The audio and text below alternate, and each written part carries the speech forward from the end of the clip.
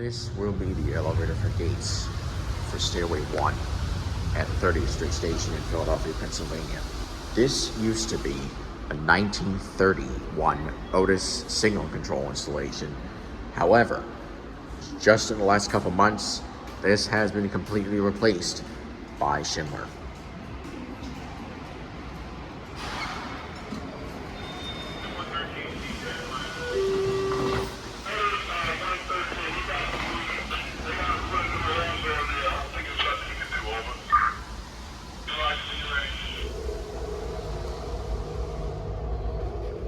As you see, this has been completely replaced.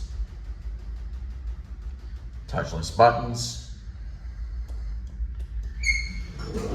What's interesting that the door open and door close are swapped. Just wanted to get you a brief overview